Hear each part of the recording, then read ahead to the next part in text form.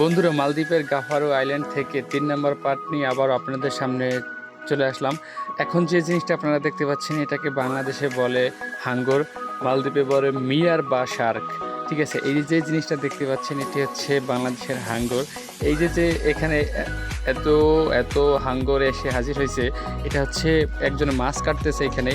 এই মাছের যে অবশিষ্ট অংশগুলো আছে সেগুলো এই সাগরে ফেলানো হয়। যেখানেই মিয়ার থাকুক না কেন, হাঙ্গর থাকুক না কেন, এখানে চলে আসে। তো আসলে এইগুলাতে মানুষ খায়, অনেক মেয়ের আছে, অনেক হাঙ্গর আছে যেগুলো মানুষ খায়।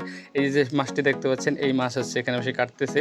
এই মাছের যে অবশিষ্ট অংশগুলো আছে এই মিয়ারকে, এই শার্ককে খাইতে দেওয়া হয়, এই হাঙ্গরকে আর কি।